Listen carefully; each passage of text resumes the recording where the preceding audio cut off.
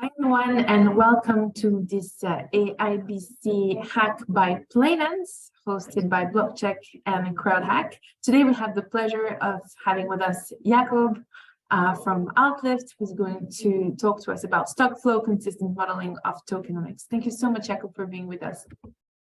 Thank you for having me. It's a pleasure. Thank you. Tokenomics. There are a lot of expectations concerning tokenomics. A lot of projects are being tokenized, not just in crypto and gaming, but globally.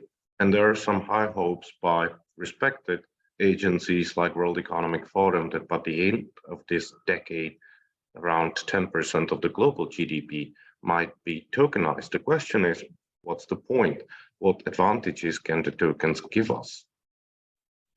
People usually expect more users, that the token might attract more users and higher retention of these or engagement, which all can bring more money. And also there are some PR marketing effects that might make your project more visible when it has a token, because the token itself can bring some visibility and attention.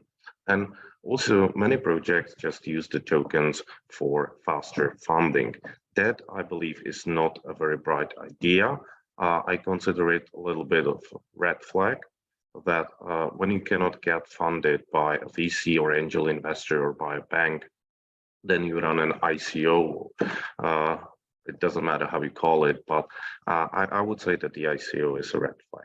So it's better to design the project that are sustainable even without any tokens, and then tokenomics and the tokens, if it's done properly, can help you. Hundreds of billions of dollars have been invested in tokenization since 2017, and we can't see many success stories. Why is that?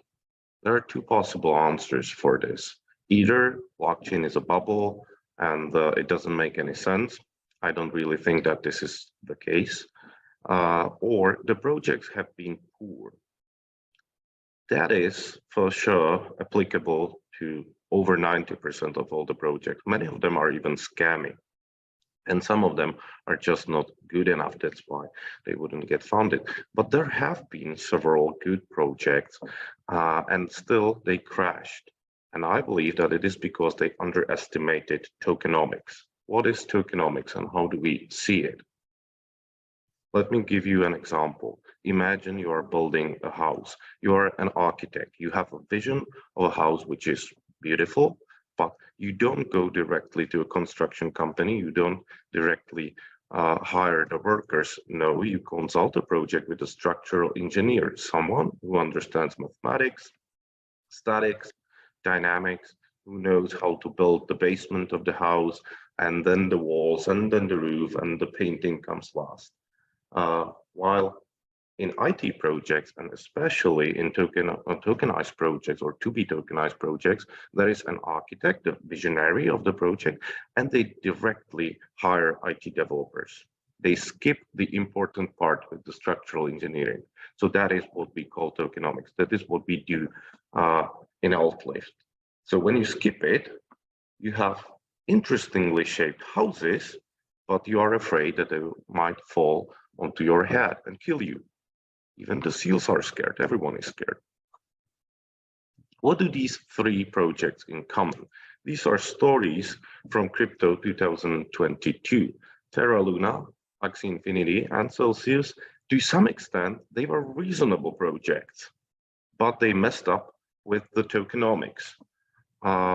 In my company, Altlift, one of the things that we do is running a regulated fund for qualified investors, and we longed Terra Luna and Axie Infinity and Celsius. We invested in it up to a certain point, and then because we modeled their tokenomics, we identified that these projects will crash, and we switched to shorting them and make money on their collapse. If you want to know more, a colleague of mine made videos describing how we thought about it, what we did, how we identified the problems. So we use our long-time experience from gaming industry, being gamers ourselves and game developers, we use these approaches in tokenomics design, and then we use this fundamental analysis for trading, and also we invest in the gaming. What is SFC modeling? What is the approach that we follow? This is dynamics lesson 101. Imagine you are shooting at a target, but you don't point at the place where the target is at the moment. You need to calculate where it will be once the bullet hits it. Otherwise, you will just miss. That's the dynamics. This is dynamics advanced level. You've got a sea with sharks in it and fish. There's plenty of fish in it, so the sharks, they can reproduce, they are well fed, they are happy. But the more sharks there are, the more fish they eat. And then the population of the fish goes down up to the point when there is not enough fish for feeding all of these sharks, and they will die out, they will starve. This is called predator-prey model or 𝐒𝐿𝐻𝐿 model, and you can possibly imagine it intuitively. The graph would look something like this, all right? That's the dynamics. The problem is that if you have a more complex model with more variables, it is impossible to use intuition or human brain to identify the points where the system crashes. If you only had just grass, rabbits, and red fox, which is just one more variable above the sharks and fish, it becomes too complicated and unpredictable unless you use proper mathematic modeling. So the rabbits, they eat grass, the fox, they eat the rabbit, and then the population fluctuates and it's just messy. So how can you model it? What is the stack flow consistent modeling? We use a software called Minsky, which is named after Hyman Minsky, a famous economist who predicted the crashes, or he explained the instability of financial markets, especially real estate market. So we use this complex models. The software was designed by 𝐶𝐸, my teacher at Kingston University, London, where I did my PhD. And 𝐶𝐸 is famous for having predicted the credit crunch in 2008, the crisis that nobody saw coming. Well, few people did, and among them there was 𝐶𝐸, who won a River Award for the best prediction of the crisis. We took this open source software and added some models for Monte Carlo modeling, which is stochastics and better data analysis. Our partners and some other people who do tokenomics properly, they use machinations, which is another stack flow consistent software. Minsky is more for the from above approach, the macro approach, while machinations is used for user journey. What we do in a nutshell is that we use mathematics to find the problems, the issues. We play Minesweeper on your behalf. There is a crisis in crypto. Maybe it ended when the banks started falling in the United States and the problems with Credit Suisse. There might be another boom in crypto. Well, the cards are right. I would see bet it. But anyway, we're still in some kind of crypto winter, and the crisis is an opportunity. I've been in crypto since 2012, so I've gone through several crises and several bear markets. And what they have in common is that the energy, the attention in crypto never disappears. It just transforms. So when in 2013, everyone was buying Bitcoin, in 2014, after Mt. Gox's crash, the attention transferred to improvement of the infrastructure. So Ethereum was created, and NXT, NEM, all these platforms that they brought smart contracts to the ecosystem. In the 2018 bear market, we dealt with scalability, Lightning Network, layer 2s. And in this crisis, tokenomics is what should the attention focus on. That's it. thank you very much for your attention. That's stack flow consistent modeling and tokenomics in a nutshell. Thank you so much, Jakub, for the presentation. I really love the presence of the seals and other marine animals. So super cool. They're cute, right? They're cute. Okay. Really interesting presentation. From my own point of view, I'm curious if there is any framework, which aspects you need to prioritize when you are planning your tokenomics. For example, shall you start with how much you want to raise short-term or long-term and try to adjust the tokenomics based on this? Shall you try to understand how the token economy is going to be sustainable long-term based on projections of your growth? Is there, let's say, any Excel or let's say some guidance how someone can get started, something, let's say, practical, or you believe this is a very complex exercise and someone needs to work with experts like you to get with tokenomics? It is a complex exercise. However, there are guidelines that everyone can follow. There are red flags, there are mistakes that can be avoided, so that to some extent, you can start with the tokenomics on your own and maybe then just let us or some of other companies check it. The first most important thing is not to start with supply of the tokens, with the distribution. You should start with the demand. The crucial question is, why would anyone want to buy the token for any other reason than to sell it to a greater fool in the future? There will always be speculation. There always is speculations with the tokens, but tokenomics must not be wrapped around this speculation, because otherwise your project will always, or it will probably prosper during the bull market, during the bull run, but it will crash in the bear market. And if you think it's serious with your project, and if you don't just want to make a pump and dump scheme Ponzi and make money on the tokens, then that would jeopardize the reputation of your project. Why? If the token goes down, people think, okay, the token is failing, and at the same time, they believe the project is failing. The project is not good. It might be good, but maybe it just doesn't have proper tokenomics. So you should start with the demand. What's the role of the token? Why would anyone use it? Not sell it or hold it, but use it. That's the crucial part. Also, then the supply comes after the demand. It should reflect the demand. So there should be some mechanics in your tokenomics that release the tokens in reaction to the price going up, which is a signal that more people are demanding it. You should have some idea about who your target clients are, why should they invest or you buy your services and maybe buy your tokens. And what we do is divide the users into user personas. They have we have some idea or model how they would behave, how they would react under certain market situations.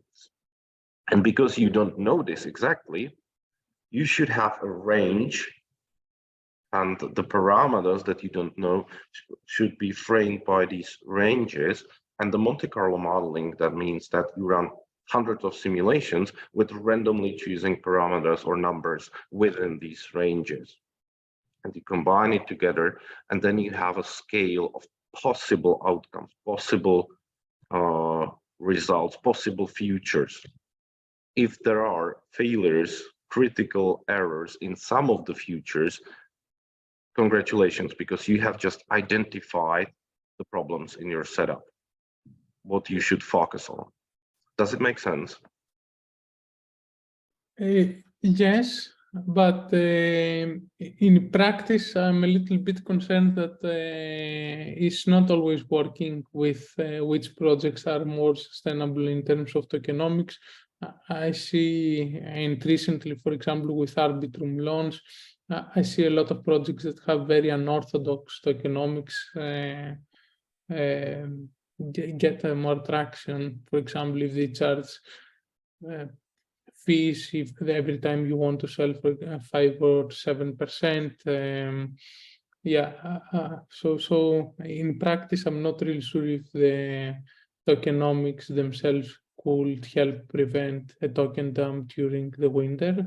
And also a lot of projects with very unorthodox tokenomics get a lot of traction in the bull market. So yes, and that's just because many people use tokenomics just to raise money, just to fundraise money quickly, and they don't care what happens in the future. So they want the price of the token to boom 100x, because that's what attracts the VC investors, and they don't care that in 3 years there will be a cliff and the price of the token will fall 80 times down and then it will go to oblivion. So that's majority of the project, and that's why majority of the projects are just meaningless and almost scammy, I would say. That's the problem. You shouldn't focus too much on the token. You should focus on the value added of your service or of your platform, of your project. And the token is secondary, and it might help you. It might help you with the user retention, and maybe it can attract more users, but it's not about the token in the first place. That's why most of the projects just fail, because they are over concerned with the token. yeah, I definitely agree with that. Maybe the suggestion is that you need to prioritize on the product first and make a sustainable community rather over-engineer over tokenomics. Absolutely. But yeah, I have discussed quite a lot. Maybe Andrew, Artem, Eugene have follow-up questions. Also, I have a question. You partially covered my question, but imagine there is a founder and they have grown a good project, and how can founder understand that the solution to some of their problems is the token, that the token is the best solution to their problem? Which problems fall into this category, and how to make this decision? This is a brilliant question. Blockchain is a powerful tool, but it doesn't solve all the world's problem. It's not a panacea. It's not a cure for any disease, but it can deal with certain diseases. Usually, is a problem of trust. Typically, banks are falling. You want to be your own bank. That is Bitcoin's proposition. That's why it works now. So, having a token can give you 2, maybe 3 advantages. First of all, the user can hold some value in their own wallet. They don't need to trust your service, your platform. Typically, this is good in gaming, right? So my example, I play this game on my cell, which is Asphalt 9, car racing game, yeah? And I have spent maybe thousands of euros buying cars, digital collectibles, digital assets in this game. And I'm afraid that there will be Asphalt 10, and now all of these investments of mine will be worth less. So if you can take these assets out of the platform, then there is a follow-up utility for it. And also you can use this in different contexts. It does not only apply to NFTs, it also applies to the tokens, to the currencies of these platforms. The other thing is liquidity, that you can sell the tokens, you can sell your exposition quite quickly. So that's also good, and you can invest in something or expose yourself to something with a small budget. Tokenization of real estate, that's a topic that is being discussed a lot. So you can allow people with 500 euros, a small ticket, to expose themselves to some building structural projects or investments that make sense to them, without having too much money. And when they change their mind, they have the liquid token and they can leave it. The problem here is that usually people buy the token that does not contain any rights. So the crucial part of any reasonable project is to give the rights, legally enforceable rights, and to connect them to the tokens, to put the real contracts, not smart contracts. Smart contracts are programs, real contracts, legally binding contracts on the blockchain, and then identify the right holders by the token position. That's what you can do. And also you can use it in, if you have the token, that's the third thing, you can use it in different platforms, different environments. You don't need to create your marketplace because there are DEXs, there are existing marketplaces, and the token standard, there are token standards. So your token typically is compatible with these existing solutions. So you can interconnect all of these, and you can work with your rights more flexibly. The token should always represent some right, which is legally enforceable. Great, thanks. And are we talking about like ERC20 tokens or NFTs as well? Because technically there are also non-fungible tokens, right? Well, ERC20 tokens are fungible, NFTs are non-fungible. What you can model is money flows in the fungible tokens in ERC20, but you can use the same way of thinking, same philosophy to NFTs as well. Yeah, you can standardize the NFTs, and you can also project with some level of certainty how the demand or supply of the tokens will behave, and that's also something that you can model. Great. And what do you think about the future where traditional marketplaces like Amazon will be replaced by the decentralized marketplaces where products are represented as NFTs or some custom tokens that, well, hold the right to own product? I'm not sure whether this will replace Amazon and the centralized services. Centralized services also have some utility and they also have advantages. I believe that there will be more decentralized services and they will merge to some degree, that they will merge. An interesting example how to connect NFTs with tangible assets. A colleague of mine, Martin, he was in the presentation, he plays this game 𝐒𝐭𝐨𝐬𝐧. It's a blockchain game, and he won an NFT, which is a voucher for a physical coin, silver coin. Okay, like a reward for the best players or something. So what he could have done two things: either burn the token and have the coin delivered, which he did. He received a silver coin from Iceland, or he could have sold it to someone else who would appreciate the tangible physical coin more. So being a voucher, that is a proper use case for tokens, be it ERC20 or NFTs. That's an idea that resonates with my project, because cool. I'm building a payment system that will be more than just a payment system, and it's fully built on smart contracts. So the stores, invoices, receipts, and the products itself are contracts, and the products are, well, they are essentially NFTs, but the contract is customized.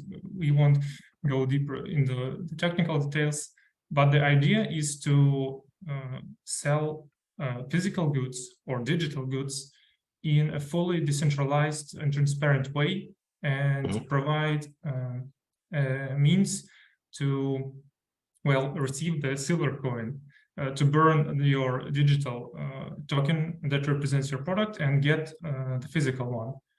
So my idea is that you can buy a right to own a product and just go to the post office and burn the token and get the physical thing. What do you think about this idea, this scheme, etc.?